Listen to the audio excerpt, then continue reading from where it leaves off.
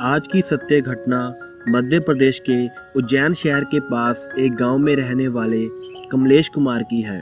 Kamlesh Kumar school में पढ़ाते थे और उसी से अपने घर का गुजारा करते थे।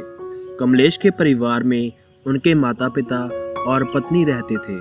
कमलेश के साथ 10 साल पहले एक ऐसी घटना हुई जिसने उनके मन में महादेव के लिए भक्ति को और भी बढ़ा दिया। कमलेश के माता पिता भगवान शिव के काफ़ी बड़े भक्त थे और उनकी पत्नी भी भगवान शिव की परम भक्त थी। कमलेश की शादी के बाद उसके माता पिता ने भगवान शिव के द्वार केदारनाथ धाम में दर्शन करने की मन्नत मांगी थी।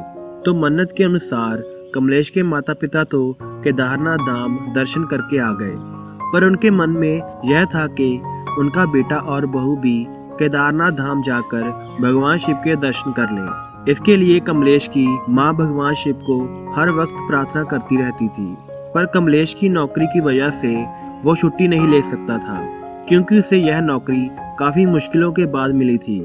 उसे यह डर था कि अगर उसे नौकरी से निकाल दिया तो वो अपने घर वालों का गुजारा कैसे करेगा, और अब तो उसकी शादी भी हो गई है, इसलिए वो किसी भी हालत में अपनी नौकरी को दांव में नहीं लगा सकता था। जब इस बात का पता उसके माता पिता को चला तो कमलेश के माता पिता ने प्रिंसिपल से बात की कि कमलेश को महादेव के दर्शनों के लिए केदारनाथ धाम में भेजना है, इसलिए उसे 4 दिन की छुट्टी चाहिए।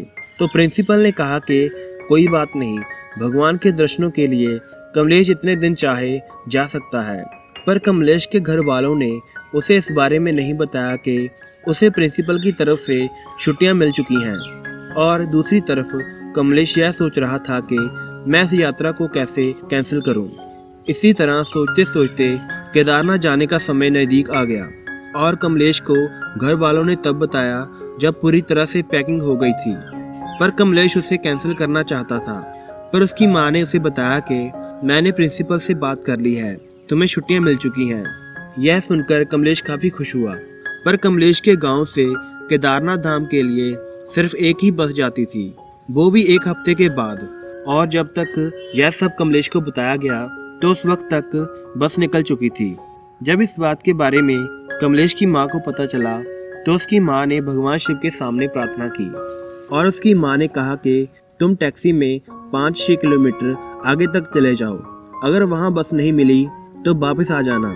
1.5 किलोमीटर टैक्सी पर जाने के बाद उन्होंने देखा कि वो बस एक जगह पर रुकी हुई है। कमलेश ने जब ड्राइवर से पूछा तो उसने कहा कि आधे घंटे के ऊपर समय हो चुका है इस बस को खराब हुए, पर इसमें मैकेनिक को कोई दिक्कत नहीं दिख रही। तो उसके बाद कमलेश और उसकी पत्नी बस में बैठ गए और तभी ड्राइवर के एक सलफ मारते ही बस चल पड़ी।